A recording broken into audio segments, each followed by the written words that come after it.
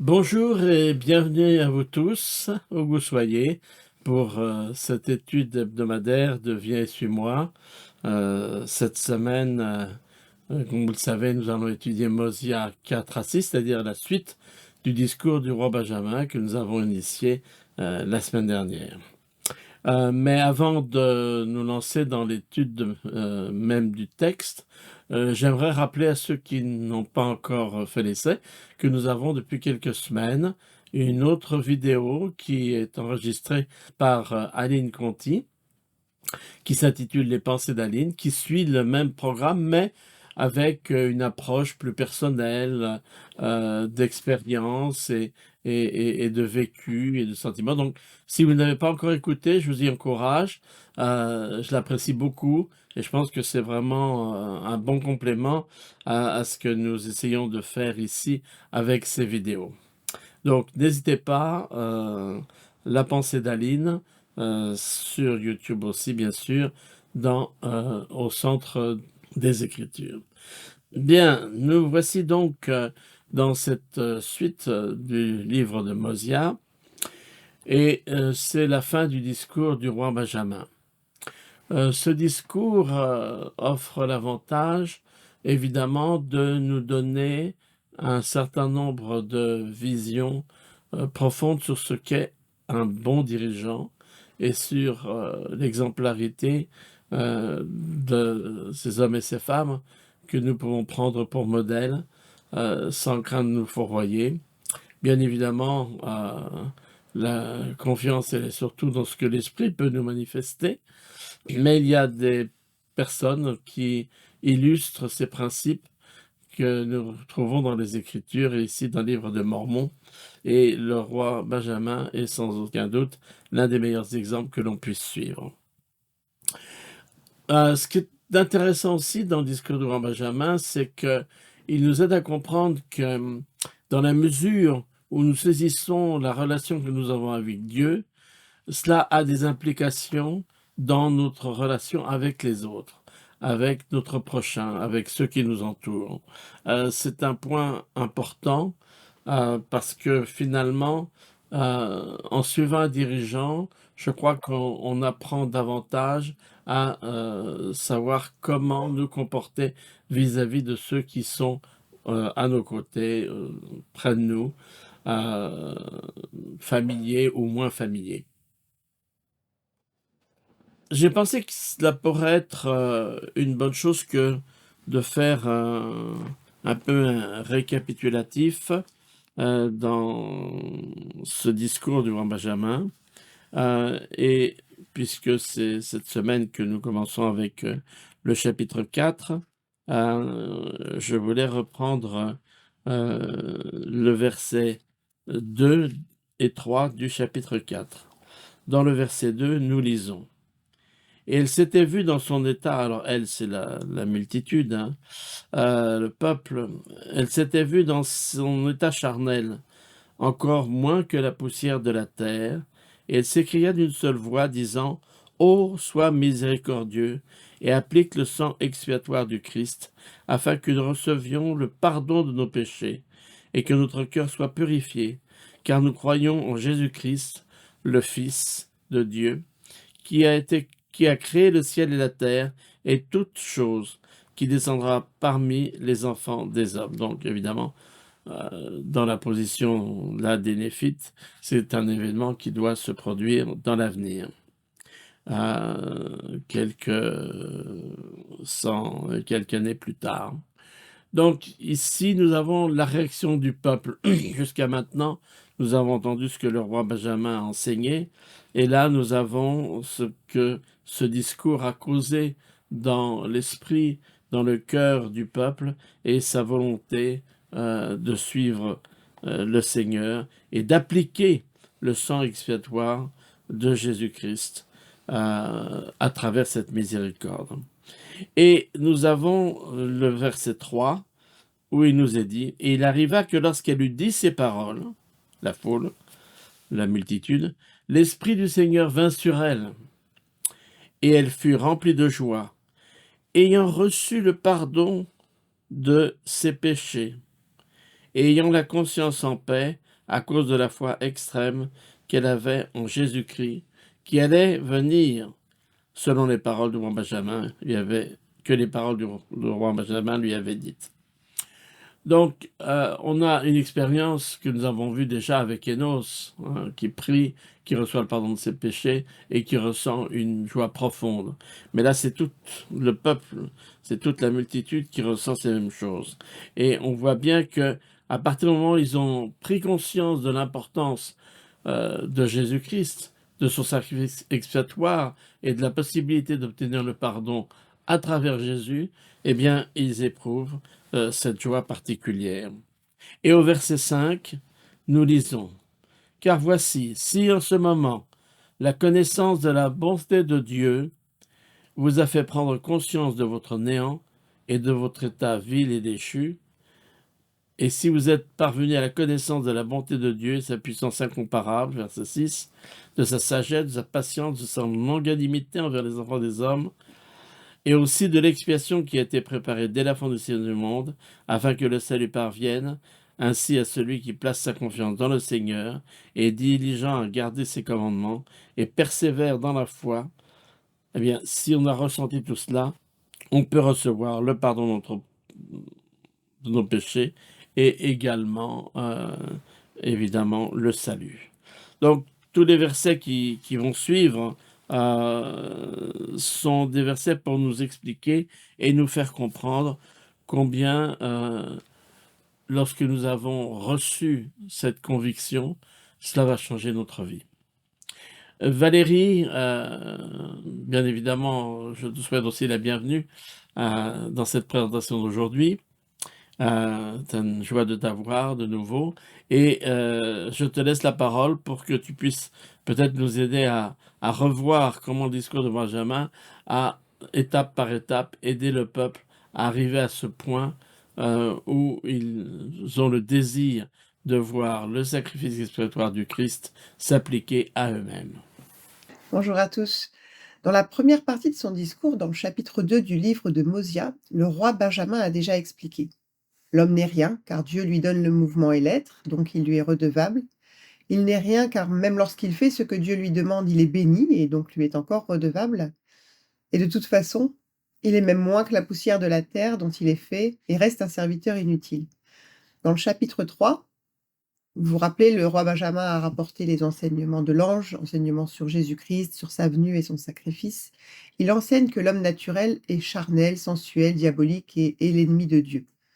Donc là, au chapitre 4, le roi Benjamin reprend son discours, à partir du verset 4, et il reprend le thème du néant de l'homme.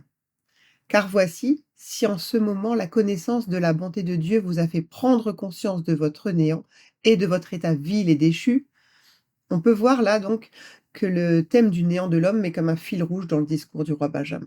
Il déroule comme un processus. Tout d'abord, nous devons prendre conscience que nous ne sommes rien afin de pouvoir nous humilier. Au verset 11, cette humilité est indispensable pour devenir comme un petit enfant. On voit ça dans Mosia 3,18, pour être dépouillé de l'homme naturel, 3,19, et être sauvé par le sacrifice expiatoire du Christ. Ça, c'est Mosia 4 au verset 7. Cette prise de conscience du peuple et son humilité lui a permis de vivre une expérience spirituelle forte, comme Christian vient d'en parler, et lui permettra au chapitre suivant de faire alliance avec Dieu. Dans les versets 5 à 12 du chapitre 4, un autre thème est intrinsèquement lié à celui de l'humilité. Reprenons le verset 5. « Car voici, si en ce moment la connaissance de la bonté de Dieu vous a fait prendre conscience de votre néant. » On comprend que la connaissance de la bonté de Dieu est centrale dans ce processus de s'humilier. Et c'est un thème essentiel et je pense qu'il a souvent été mal compris par les chrétiens. Nous ne devons pas nous humilier parce que nous sommes moins que rien. La véritable humilité ne s'obtient pas en se flagellant, en se rabaissant à cause de notre état humain ou en raison de nos faiblesses. La véritable humilité s'obtient en comprenant la bonté de Dieu, qui est au-delà de toute compréhension. C'est ce que développe le verset 6. « Si vous êtes parvenus à la connaissance de la bonté de Dieu et de sa puissance incomparable et de sa sagesse et de sa patience et de sa longanimité envers les enfants des hommes et aussi de l'expiation qui a été préparée dès la fondation du monde, je dis que c'est cet homme-là qui reçoit le salut. Elder Renlund a fait un magnifique discours qui s'intitule Méditer sur la bonté et la grandeur de Dieu. Et il explique que la connaissance de l'amour de Dieu nous transforme.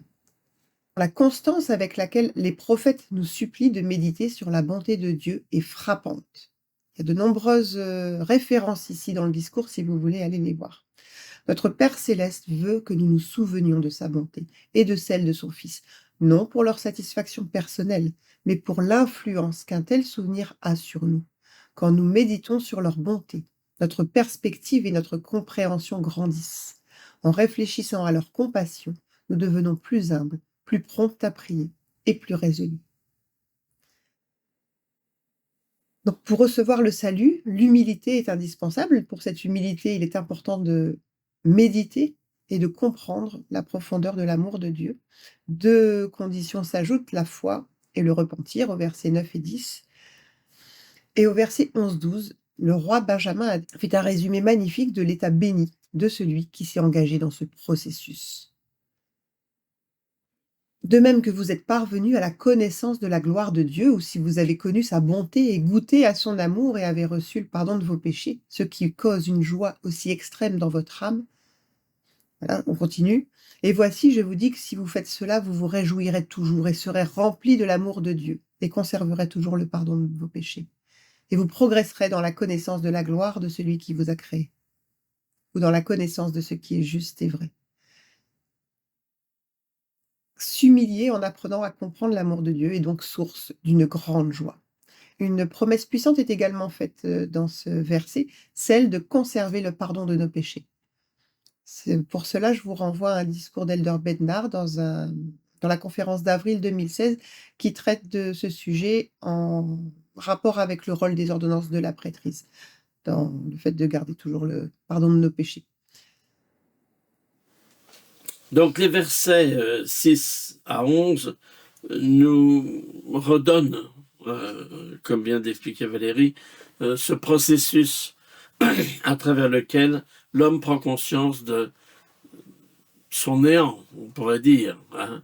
Mais le but de Roi Benjamin n'est pas de nous humilier au sens de nous faire nous sentir moins que rien, hein, même ce sont des mots qu'il utilise. En réalité, cette espèce de doute poussé à l'extrême, c'est pour nous rendre compte que, n'étant rien par nous-mêmes, nous pouvons être tout à travers le Christ.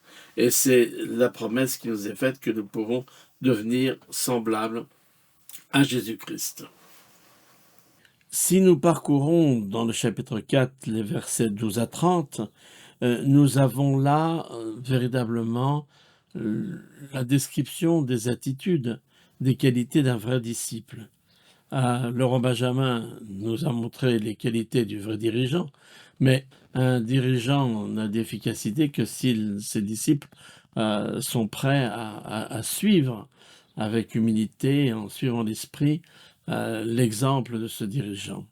Et sans évidemment tout relire, on peut rapidement regarder un petit peu ce que le roi Benjamin, dans ses versets, donc chapitre 4, versets 12 à 30, nous suggère. Je suis d'abord touché de cette expression. Il parle de rendre à chacun ce qui lui est dû. Hein, verset 13. Rendre à chaque homme selon son dû. Donc de savoir être juste, de savoir être attentif aux besoins de chacun. Dans le verset 14, il parle des enfants qui ne doivent pas être laissés à eux-mêmes. Vous ne souffrirez pas que vos enfants soient affamés ou nus, et qu'ils transgressent les lois de Dieu, se battent, se querellent et servent le diable. Donc le rôle de père, de parent, le rôle de dirigeant vis-à-vis de la jeunesse est ici souligné. Mais il faut leur enseigner à marcher selon la justice. Et puis il y a ce verset 19, je saute un petit peu les détails, non, je reviens quand même à ce qu'il dit par rapport au verset 16 et suivant. c'est-à-dire la nécessité d'aider tous les nécessiteux. Et là, il argumente parce que, il dit: «Peut-être que vous allez vous dire», verset 17: «L'homme s'est attiré sa misère, c'est pourquoi je retiendrai ma main et ne lui donnerai pas de ma nourriture, ni ne lui accorderai de mes biens, pour qu'il ne souffre pas, car ses châtiments sont justes». Heu, Évidemment, on est tenté souvent d'être un petit peu dans cette logique-là. Oui, les gens souffrent autour de nous, mais après tout, est-ce qu'ils ne l'ont pas voulu? Est-ce qu'ils ne l'ont pas cherché? On prend là, non pas, la place d'un dirigeant, mais la place du juge. Or, il y a cette phrase extraordinaire: «Car voici», verset 19: «Ne sommes-nous pas tous mendiants? Ne dépendons-nous pas tous du même être, Dieu, pour tous les biens que nous avons, à la fois pour la nourriture, le vêtement, et pour l'or et pour l'argent, et pour toutes les richesses de toutes sortes que nous avons». Et je pense que c'est important d'avoir conscience de cela. On ne nous demande pas de juger, on nous demande d'aider, on nous demande de faire preuve de cette générosité, des biens terrestres sans doute, mais aussi, sans aucun doute, de l'attention et du soutien à ceux qui nous entourent. Euh, et parlant de celui qui mendie le pardon de nos péchés, c'est-à-dire que nous sommes mendiants vis-à-vis de Dieu pour ce que nous recevons, mais surtout pour le pardon de nos péchés.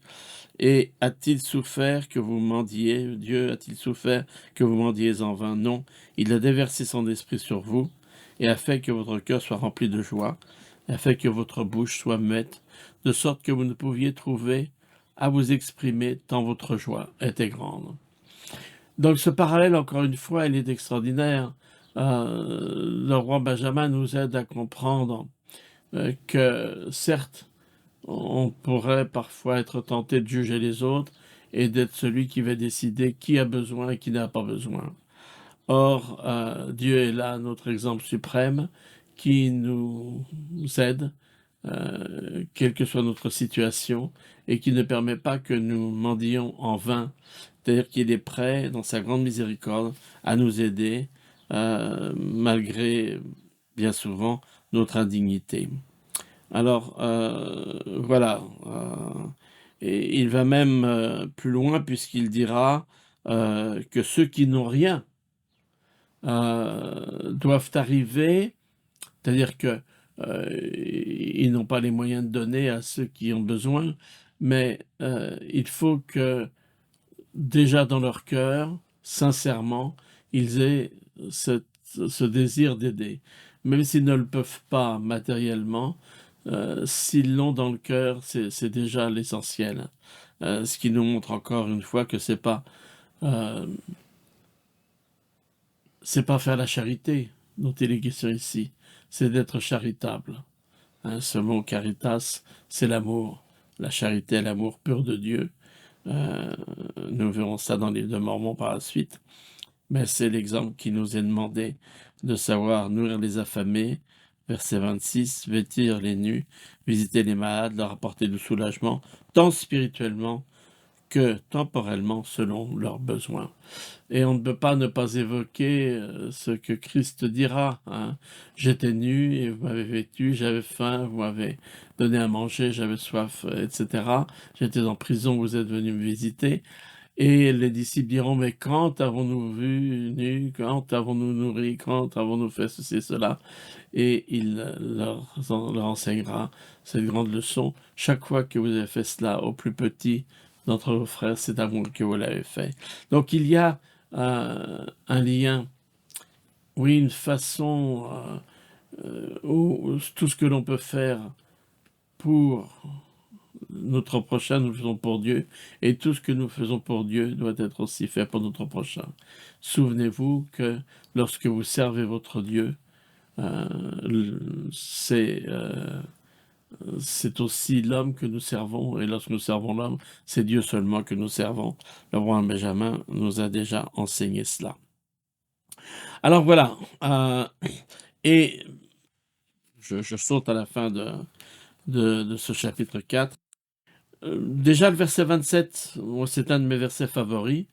Je ne sais pas ce qu'il en est pour vous, mais le roi Benjamin dit « Car il n'est pas requis que l'homme court plus vite qu'il n'a de force ».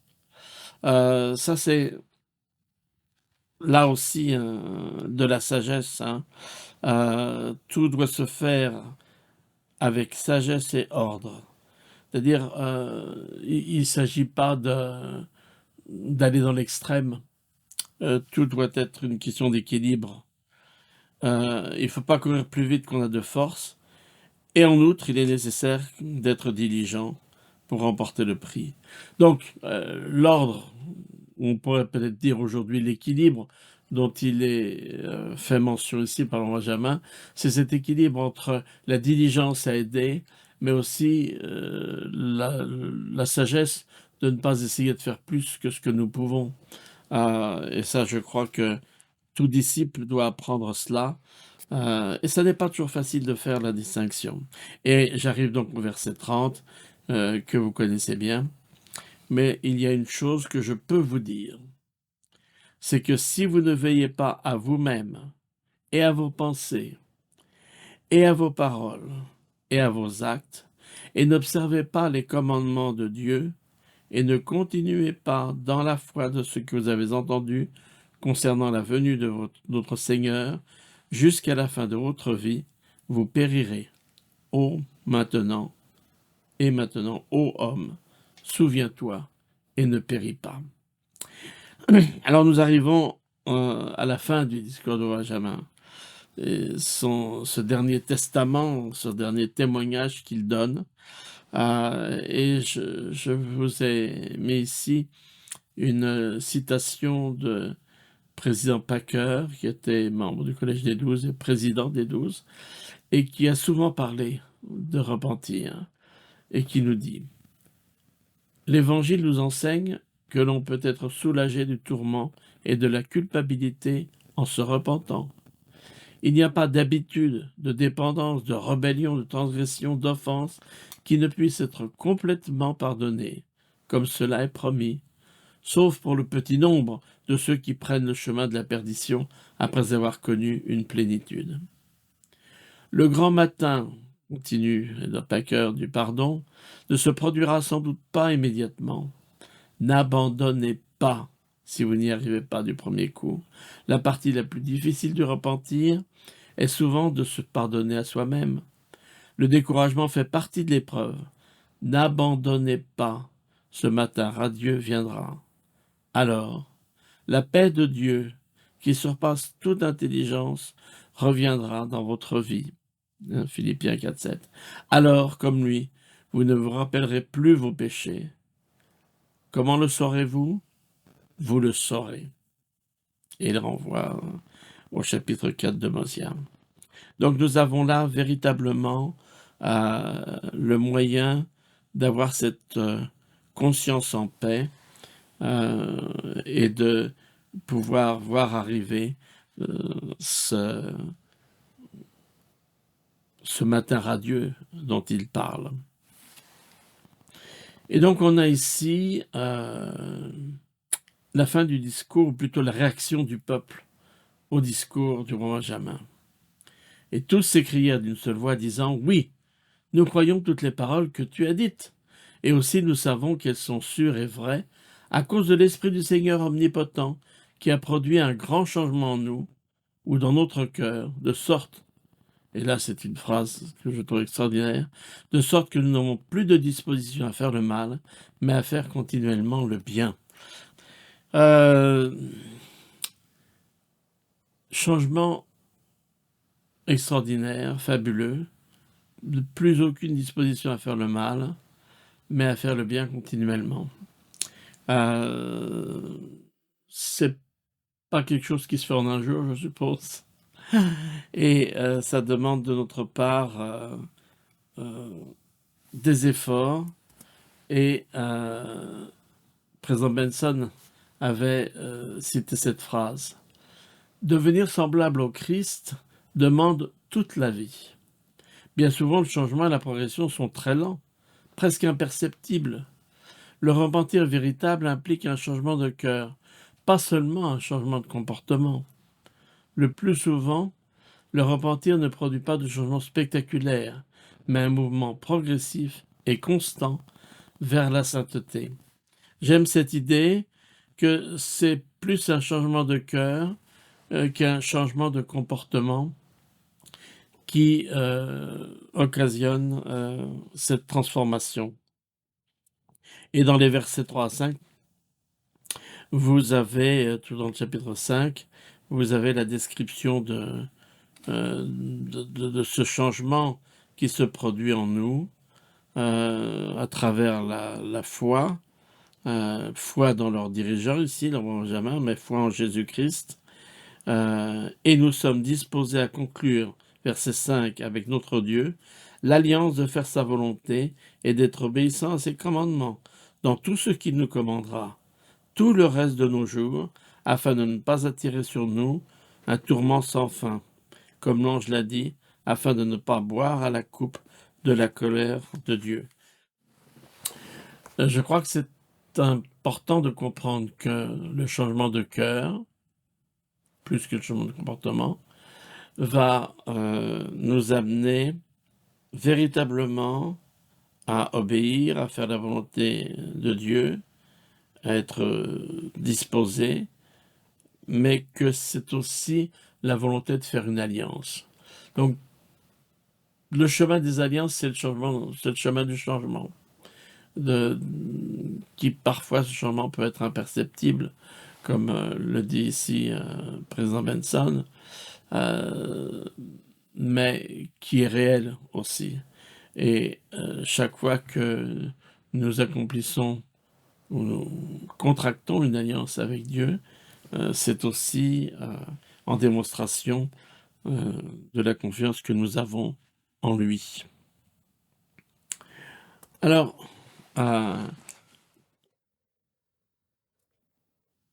Valérie, je te redonne la parole concernant ce processus et comment, encore une fois, tout est centré sur le Christ. Dans Mosia 5, le peuple, qui a été préparé par les paroles du roi Benjamin et par le Saint-Esprit, fait alliance avec Dieu. Au cœur de cette alliance se trouve le fait de prendre sur nous le nom du Christ. C'est dans Mosia 5, au verset 7 et 9. Vous voyez, vous serez appelés enfants du Christ, ses fils et ses filles. Il vous a engendré spirituellement, votre cœur est changé, vous êtes nés de lui et devenus ses fils et ses filles.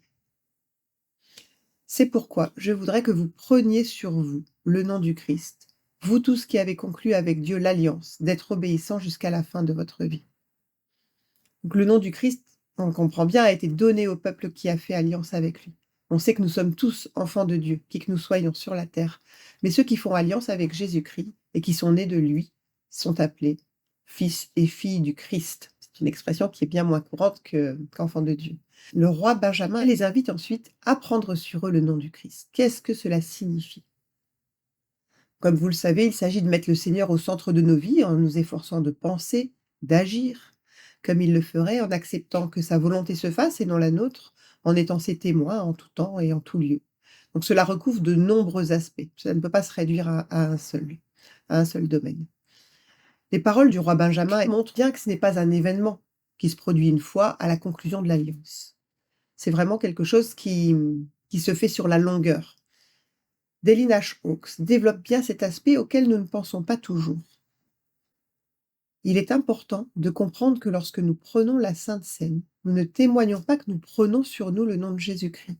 Nous attestons que nous sommes disposés à le faire.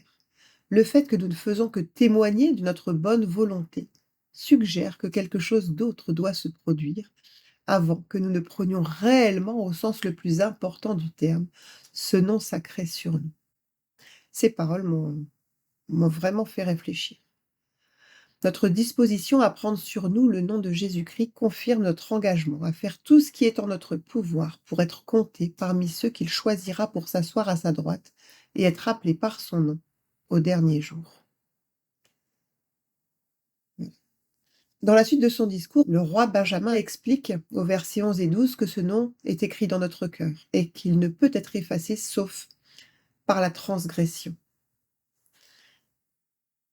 Et il reprend des paroles que l'on connaîtra dans la bouche de Jésus après, qui est, «Comment un homme connaît-il le maître qu'il n'a pas servi et qui est un étranger pour lui et est loin des pensées et des intentions de son cœur?»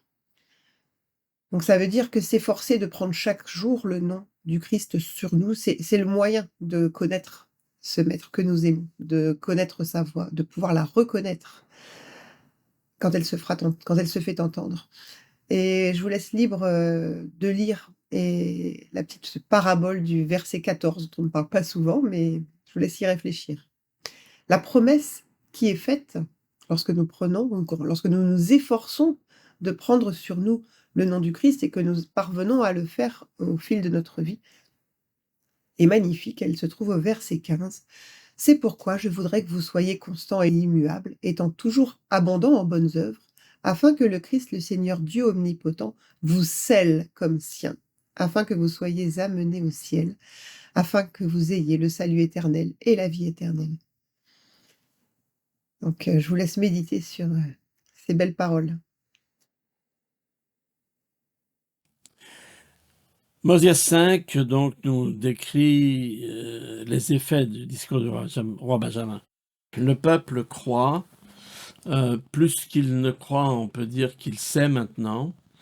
Ils ont éprouvé ce changement de cœur, ils veulent faire le bien, ils n'ont plus de disposition à faire le mal, mais à faire le bien continuellement. Ils ont donc des perspectives d'avenir, ils peuvent prophétiser eux-mêmes, c'est ce que nous trouvons dans le chapitre 5. Ils éprouvent une joie extrême, ils font alliance d'être obéissants et ils sont nés spirituellement. Alors, en effet, dans ces chapitres, nous avons un certain nombre de suggestions qui nous montrent qu'ils sont prêts à suivre le Sauveur Jésus-Christ. Et comment cela s'est-il produit? Eh bien, à cause bien sûr de l'esprit qu'ils ont ressenti, mais aussi par la bonté de Dieu qui s'est manifestée en eux, et bien évidemment par la foi qu'ils ont montrée dans les paroles du roi Benjamin.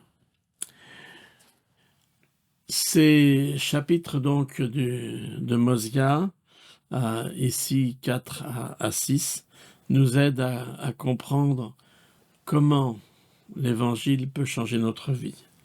Il y a beaucoup de choses à retenir et j'espère que vous prendrez le temps de réfléchir à chacun de ces éléments du discours de roi Benjamin qui peuvent nous aider à considérer notre façon d'être, notre façon de faire, parfois dans le détail, au sein de la famille, vis-à-vis de ceux qui nous entourent, et bien évidemment dans la foi que nous pouvons avoir en Jésus-Christ et en son sacrifice expiatoire.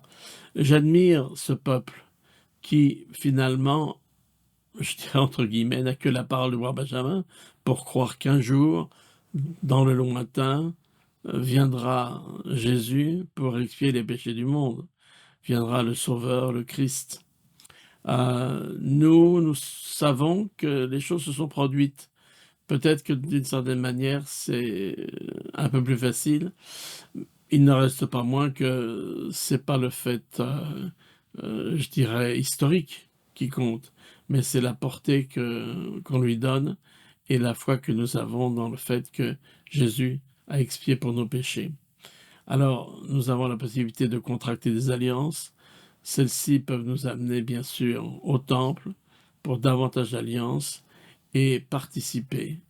Et c'est ce que je nous encourage tous à faire, ainsi que avec Valérie, de nous amener à réfléchir à tous ces engagements et à continuer sur ce chemin des alliances. Et on se retrouve la semaine prochaine avec la suite du roi Benjamin, plus exactement la suite de l'histoire du roi Mosia. À bientôt, bonne semaine.